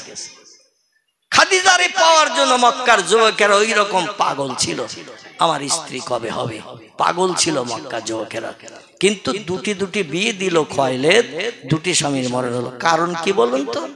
কারণ হলো আল্লাহ বলছেন ও খয়ালেদ, তোমার কন্যাকে আমার প্রিয় নবীর সেবাকারিণী নারী বানিয়েছি। আমার নবী এতিম হয়ে জন্মগ্রহণ করবে, উট ভাড়া তুম্বা চড়িয়ে রাখালগিরি করবে, পরবর্তীতে কলেমার দাওয়াত দেবে। সারা মক্কার মানুষ নবীর পাশ থেকে সরে যাবে, নবীর পাশে কেউ থাকবে না। তোমার কন্যার হৃদয়ে স্বামী ভক্তির নমুনা আমি আল্লাহ যা কিছু দিয়েছি ওগুলো অপর যুবককে দিয়ে শেষ করবে। আমি আল্লাহ ওটা চাই না। তাই তোমার কন্যার দুটি স্বামীর ইন্তেকাল করিয়ে দিয়েছে। তোমার কন্যা খাদিজার দেহের ভিতরে স্বামী ভক্তি, প্রেম, ভালোবাসা যা কিছু আছে আমার নবীর জন্য তুলে রাখতে চাই। তোমার কন্যা খাদিজার বয়স 20, আমার নবীর বয়স এখন 5। কত? নবীর বয়স 5 বছর, খাদিজার বয়স 20 বছর, পূর্ণ যুবতী হয়ে গেছে। এই জন্য পিতা হিসাবে বিয়ে দিয়েছো, কিন্তু স্বামী ভক্তির নমুনা আমি আল্লাহ আমার নবীর জন্য রেখেছি। এখন শেষ করে দিলে আমার নবী পাবে না। এই জন্য যত বিয়ে দিবে আমি সব স্বামীর অকাল মৃত্যু দেব। তোমার কন্যার প্রেম ভালোবাসা আমার নবীর জন্য দান করব। 2 বার বিয়ে হয়ে স্বামী মারা গেল। মক্কার মানুষ বলল আর খাদিজারে বিয়ে করব না, কারণ বিয়ে করলে তার মরণ হয়। খাদিজার দেহে আছে ছোঁয়াচে রোগ। সারা দেশে রটে গেল খাদিজা সোয়াসের রুগুনি কলঙ্কিনী স্বামী খেগো, যার সঙ্গে বিয়ে হয় তারে খায়। কোন যুবকের বিয়ে করতে চাই নাই। আল্লাহ বলে খাদিজা শুধু চোখের পানিতে আমার কাছে বুক ভাসাও, আমার কাছে কাঁদো।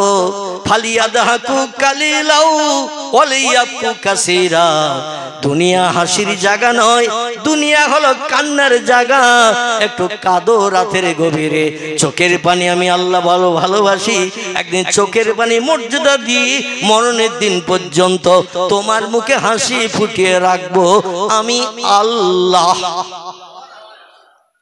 এই খাদিজার চোখের পানি মোচন করেছিল পরবর্তীতে আমাদের পয়গম্বর।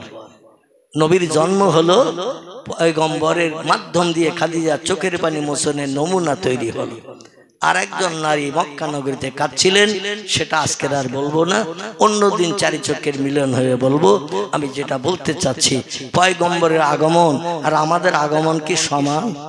মা খাদিজা বলছেন আল্লাহে লা শাক্কা ফিহে, আমি এই খোদার কসম খেয়ে বলছি, কোন মেয়ে যখন সন্তান প্রসব করে দেহের 3 ভাগের 2 ভাগ রক্ত তার দেহ থেকে নির্গত হয়, বেরিয়ে যায়। কারণ একটা বাচ্চা জন্ম নিলে 32টা সূক্ষ্ম নাড়ি ছিঁড়ে মায়ের উদর থেকে বাচ্চাটা পৃথিবীতে নিয়ে আসে, নাড়ি ছিঁড়ে যায় 32টা। এই 32টা সূক্ষ্ম নাড়ি ছিঁড়ে যাওয়ার কারণে দেহের অধিকাংশ রক্ত বার হয়ে যায়, মেয়েরা ফ্যাকাশে হয়। আমি না বলছেন আল্লাহি লা শাক্কা ফিহে, আমি সেই খোদার কসম খেয়ে বলি, আমার সন্তান মোহাম্মদ জন্ম নিয়েছে, 1 ফোঁটা কোনো নাপাকি রক্ত পর্যন্ত বার হয় নাই। আমার সন্তান মোহাম্মদের জন্মের আগে আমি যেমন পবিত্র ছিলাম, আমার ছেলে মোহাম্মদের জন্মের পরও আমি তেমন পবিত্র। তাহলে নবী আর আমরা কি সমান? আল্লাহ নবী মুহাম্মদ রাসূলুল্লাহ দুনিয়ায় জন্ম নিয়েছেন আল্লাহর তরফ থেকে খাতনা অবস্থায়। আমরা দুনিয়ায় যত ছেলে জন্ম নেই 5-6 বছর বয়সে আজাম ডেকে আবার খাতনা দিতে হয় না? হয় না? তাই নবী আর আমি কি সমান? সমান? আল্লাহ নবী পেশাব করলে মিসকাম্বরের সুগন্ধ বার হতো, আর আমরা মসজিদে যেখানে নামাজ পড়তে যে পেশাব করি ওখানে আতরের গন্ধ। তো পেশাবের জায়গায় আতরের গন্ধ তো নাকি? আমাদের পেশাব বিকট দুর্গন্ধ, নবীর পেশাব ছিল জান্নাতি মিসকাম্বরের গন্ধ। আমরা যদি হঠাৎ আমাশার পায়খানার রাস্তায় আসতে যে বেগ লাগে, খুব সংক্ষেপ করে বলি, আমাশার পায়খানার বেগ লাগে, মনে হয় যেন 1.5 মণ হবে, কিন্তু পায়খানা সারলে দেখা যায় 25 গ্রাম। আমাশার পায়খানা খুব বেশি হয় না, কিন্তু বেগ লাগে যখন মাথা চুল পুড়িয়ে যায়, বাড়ি পর্যন্ত পৌঁছানোর সুযোগ দেয় না, যেখানে সেখানে লুঙ্গি উঁচু করতে হয়। 25 গ্রাম হয়েছে। আচ্ছা, এই পায়খানা যদি আমরা সারি মাথা চুল পড়া যন্ত্রণা থেকে নিষ্কৃতির জন্য, 3 দিন কোনো শূকর দেখতে পাইনি, 4 দিন কোনো কুকুর দেখতে পাইনি, 4 দিন পরে যদি ওই সেই রাস্তার ধারে যাই, শূকর দেখতে পাইনি, কুকুর দেখতে পাইনি, ও পায়খানা ওখানে থাকবে না, কেউ খাবে? কথা বলে? কোনো শূকরও দেখতে পাইনি, কোনো কুকুরও দেখতে পাইনি। 50 গ্রাম 100 গ্রাম পায়খানা যদি রাস্তার ধারে কোথাও করেন, জ্বালার কারণে করেছেন, আর কোন শূকর কুকুর যদি দেখতে না পাই, যেমন পায়খানা করেছেন তেমনই দেখবেন। যখন পায়খানা করেছিলেন কাঁচা, 7 দিন পরে যে দেখছেন একটু শুকনো পিঠে মার্কা। ঠিক কিনা? খোদার কসম, আল্লাহর পয়গম্বরের সাহাবীরা বলছেন, আমরা সেই খোদার কসম খেয়ে বলছি, পয়গম্বরের পায়খানা দেখার জন্য আমরা 1000 চেষ্টা করেছি, আমরা সফল হতে পারিনি। পয়গম্বর পাহাড়ি এলাকায় ঝোপঝাড়ের ভিতরে রাস্তায় প্রতিমধ্যে যখন কোনো পেশাব পায়খানার প্রয়োজন হয়েছে, রসুল চলে গেছেন, আমরা সাহাবীরা এক জায়গায় দলবদ্ধ হয়ে অন্যদিকে ফিরে তাকিয়ে আছি। পয়গম্বর পায়খানা সেরে এসেছেন, সাহাবীদের ভিতরে আমরা কিছু সাহাবী চিন্তা ভাবনা করলাম, পরবর্তী জেনারেশন যদি আমাদের কাছে জিজ্ঞাসাবাদ করে নবীর পায়খানার কালার কালো ছিল না হলুদ না লাল, কি রকম রং ছিল, আমরা তো থ হয়ে যাব, উত্তর দিতে পারবো না, নবীরে জানাবো না, না জানি আমরা অন্য দিক থেকে ঘুরে যেয়ে দেখে আবার নবীর সঙ্গী হয়ে যাব। সাহাবীদের মগজের এই চিন্তা ভাবনা বাস্তবে রূপদান করতে যে পাহাড়ের অন্য দিক থেকে ঘুরে সেখানে গেছেন। নবী আসার পরে যে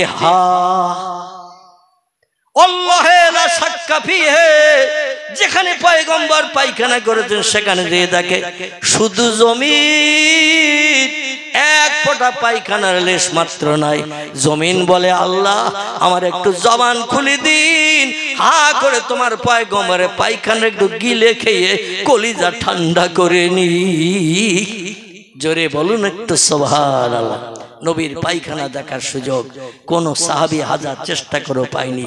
আর আমরা যদি 7 দিন পরে যাই তাও দেখতে পাবো পিঠে মার্কা, রৌদ্রে একটু শুকিয়ে পিঠে মার্কা হয়ে গেছে। নাউজুবিল্লাহ। আর বলবো না।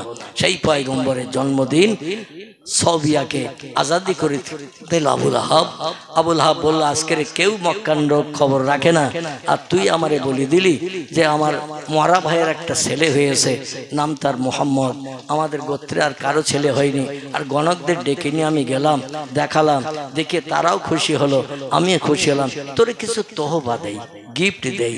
তো পকেটে হাত দিয়েছে আবুল আহাব, কট্টর কাফের বেঈমান, নবীর সঙ্গে কোনো সম্পর্ক ছিল না যার, এ কাফের বেঈমান পকেটে হাত দিয়েছে, দেখে টাকা নেই, বাক্সের দরজা খুলেছে, বাক্সের ভিতরে পয়সা নাই। বলে আজকের আনন্দের খবর দিল, মরা ভাইয়ের ছেলে হলো, কেউ জানে না খবর, আমার বাড়ির চাকরানি সবিয়ায় খবর দিল, ওরে কিছু দিয়ে খুশি করব, কিন্তু কিছু তো পাচ্ছে না, কি দেই। হঠাৎ একটু মাথা নিচু করে চিন্তা করে বলল আমি তো ও কাজের বাজার থেকে 100 দিরহাম দিয়ে কিনে এনেছিলাম।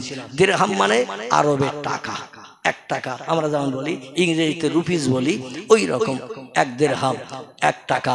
তো 100 টাকা দিয়ে কিনে এনেছিল বাজার থেকে বাড়ির কাজ করার জন্য।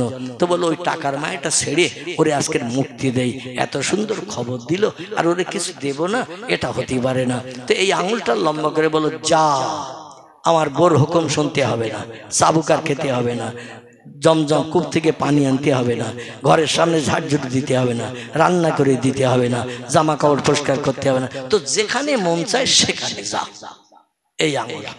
এই আঙুলটা দিয়ে বলো যেখানে মন চায় সেখানে যা। আজকে মুক্তি দিলাম, আজাদি করে দিলাম। আমার ভাইরা, এই আবুল আহাবের সারা জীবনের একটা মাত্র ভালো কাজ, নবীর জন্মদিন উপলক্ষ করে আনন্দ করে 100 টাকার মায়া ছেড়ে দিয়ে বাড়ির চাকরানি ঝির আজাদি করে দিয়েছিল। মরণের পরে কবরে যখন গেছে, আব্বাস রাদিয়াল্লাহর সঙ্গে স্বপ্নে তার দেখা, যে আব্বাস দুনিয়ায় বেঁচে থাকতে জান্নাতের সার্টিফিকেট পেয়েছেন, নবীর আপন চাচা, এনার সঙ্গে আবুল আহাবের সাক্ষাৎ আমাদের মতো আমেনা মোমেনার সঙ্গে সাক্ষাৎ তো নাকি, ঘুমিয়ে পড়লে মনের মানুষের সঙ্গে দেখা, ঘুম ভেঙে গেলে ছেড়া ছেটাই একা, আর কেউ নাই। আব্বাস রাদিয়াল্লাহর স্বপ্ন হলো সত্য, নবী সাহাবীদের স্বপ্ন সত্য। আব্বাসের সঙ্গে আবুল আহাবের দেখা। অনেকদিন কবরস্থ হওয়ার পরে আব্বাস বলছে মা হালুকা ইয়াখি, ও ভাই কি খবর, কেমন আছো? বলে আমার কথা পরে বলবো, তুই এখন কোন দলে আছিস তাই বল। আব্বাস বলছে আমি ওহদের যুদ্ধে হেরে যাওয়ার পরে সেনাপতির দায়িত্ব নিয়ে ওহদের যুদ্ধে হেরে যাওয়ার পরে মুহাম্মাদের আজগবি তত্ত্ব শুনে পাগল হয়ে গিয়েছিলাম। মুহাম্মাদের হাতে হাত দিয়ে কলেমা না পড়ে আর পারি নাই, আমি কলেমা পড়ে এখন মুসলমান হয়ে গেছি। আবুল আহাব স্বপ্ন থেকে বলছে যদি কলেমা না পড়তিস তোরে আমি আজকে স্বপ্নে বলে দিতাম কলেমা পড়তে। জোরে বলুন সুবহানাল্লাহ। আব্বাস বলছে কারণ? বলে কারণ হলো যেদিন মারা গেছি সেখান থেকে আজ পর্যন্ত প্রতি সপ্তাহে 6 দিন আমার কবরে জাহান্নামের আগুন দগ্ধ করে, আযাবে গ্রেফতার থাকি, কত চিল্লা চিল্লি করি, কেউ আসে না, কেউ দেখে না, কেউ সাহায্য করে না, কিন্তু সোমবারের দিন যেই শুরু হয় এই আঙুলটায় জান্নাতি মধু আসে, আমি স্তনের বোটার মতো চুষতে থাকি আর আমার গালে জান্নাতি মধু আসে। 1 সপ্তাহের আযাব আমি ভুলে যাই। মঙ্গলবারের সকাল যেই হয়ে যায় আবার আঙুলের মধু শুকিয়ে যায়। সপ্তাহে 1 দিন করে মধু পাই। নবীর জন্মদিন উপলক্ষ করে 100 টাকার মায়া ছেড়ে দিয়ে 100 দিরহামের মায়া ছেড়ে দিয়ে আমি মুক্তি করে দিয়েছিলাম আমার দাসী চাকরানিরে। আল্লাহ এত ভালোবেসে আমার এই কাজটা, তাই প্রতি সপ্তাহে সোমবারের দিন আমার আঙুলে জান্নাতি মধু পাই। হযরতে আল্লামা নেমাতুল্লাহ কোবরা, নিয়ামউদ্দিন কোবরা রাহমাতুল্লাহ আলাইহি সিরাতের কিতাবে লিখেছে আবু লাহাবের তো কট্টর কাফের, সারা জীবনে একবার কলেমা পড়েনি, নবীরে ভালোবাসেনি, নবীরে মোহব্বত করেনি, নবীর টুপি মাথায় দেয়নি, নবীর দাড়ি মুখে রাখেনি, নবীর জামা গায়ে দেয়নি, নবীর সঙ্গে সারা জীবন প্রাণনাশের জন্য শত্রুতা করে কবরে যদি প্রতি সপ্তাহে সোমবারের দিন নবীর জন্মদিন উপলক্ষ করে জান্নাতি মধু যদি পাই, আমরা নবীর সুন্নত টুপি মাথায় দেই, নবীর সুন্নত দাড়ি মুখে রাখি, নবীর সুন্নত হাঁটুর নিচে লম্বা জামা গায়ে দেই, নবীর সুন্নত নবীর মোহব্বত ভালোবাসা রক্ষার্থে দোয়া দরুদ শরীফ পড়ি না, মিলাদ কিয়াম করি না। আল্লামা নিয়ামউদ্দিন কোবরা রাহমাতুল্লাহ আলাইহি বলছেন, আমরা সেই নবীর মোহব্বত প্রেম ভালোবাসা বেশি বেশি করে করি, সেই খোদার কসম মরণের পরে কবরে গেলে কিয়ামত পর্যন্ত আমাদের কবরে আযাব হবে না। একটু জোরে বলুন নারায়ে তাকবীর। সেই নবী দিবস উদযাপন মাদ্রাসায় 20-25টার মতো এতিম বাচ্চা থেকে শুরু করে বাবারা মাহারা অনেক বাচ্চারা এখানে পড়াশোনা করছে, 30টার মতো বাচ্চা এখানে পড়াশোনা করছে। আমার আগের বক্তা আপনাদের কাছে হাত পেতেছেন, আমি আর লম্বা সময় দেব না, কারণ ওয়াজ করতে করতে আমার সময় এমনি লম্বা হয়ে যায়, আমি টাইম ধরে ওয়াজ করতে পারি না। কিন্তু আমার ক্লাস ফ্রেন্ড বন্ধু ইটিন্ডাই বাড়ি, নাম কি বলেন তো? আল্লাহ, তার নাম খুব ভালো জানেন। ওর আবার বোনের বাড়ি নাকি আপনাদের এই গ্রামে, আমি শুনেছি ওর মুখে, আপনাদের কাছে শুনেছি। হ্যাঁ, ভাগনা বসে রয়েছে, ওরা ওয়াজ করে তো টাইমের 5 মিনিট আগে ছাড়া 5 মিনিট পরে ছাড়ে না। আর আল্লাহর কি নেয়ামত বলি কি বলি আগে বুঝতে পারছি না। আমিও টাইম ধরে ওয়াজ করতে পারি না। আমার বক্তৃতা মানে যখন জোর শেষে যায় ও টাইম ফাইম ঘড়ি টড়ির কথা মনে থাকে না। দেখতে দেখতে 12:30 শেষ করার কথা ছিল, 1টা বেজে গেছে। তবু এখনো অনেক কথা মাঝখানে ছেড়ে এসেছি, সেগুলো বলতে গেলে আপনাদের আবার সেহরি খেতে হবে, ঠিক না? সেহরি খেয়ে আবার লাগতে হবে। যাই হোক, ওই মাদ্রাসার ছাত্র 30টার মতো ছাত্র পড়াশোনা করছে। একটা ছোট্ট বাচ্চা এখানে সুন্দর একটা বক্তব্য রাখলো। কার কার ভালো লাগেনি একটু হাত তুলেন তো দেখি। ওই ছোট্ট বাচ্চা ভালো লাগেনি কার কার? সবার ভালো লেগেছে না লাগেনি? একটা ছোট্ট বাচ্চা, বয়স যদি খুব বেশি হয় 6 বছরের উপরে বয়স হবে বলে মনে হয় না, কি ঠিক বললাম না ভুল বললাম? এইরকম বাচ্চা সাধু ভাষায় এত সুন্দর বক্তব্য রাখবে, মাঝখানে বেঁধে যাবে না, সেটাও তো আমি বুঝতে পারিনি। কিন্তু অনর্গল হাফেজের মতো চালিয়ে দিয়েছে, ঠিক কি না? আল্লাহু আকবার। আল্লাহ তার ব্রেন মগজকে আরো শ্রীবৃদ্ধি করুন, উচ্চ র্যাঙ্কের আলেম, কোরআনের পূর্ণ হাফেজ তারে বানার তৌফিক দান করুন। বাপ মায়ের কলিজা আল্লাহ ঠান্ডা করে দিন, জোরে বলুন আমিন। এই বাচ্চাদের মুখে আহারের জন্য আবু লাহাবের বাড়ির চাকরানি ঝি সবিয়ার মতো বা আবু লাহাবের মতো কাফেরের মতো আপনারা কি একটু দানের হাত বাড়াতে পারবেন? আমি বেশি সময় নেব না, কিন্তু মাত্র 5টা মিনিট আমি একটু দেখতে চাচ্ছি আপনাদের মহব্বত প্রেম ভালোবাসা এই হেফজ মাদ্রাসার উপরে কতটা আছে। একটু পারবেন? নগদ 100 টাকা করে দিতে।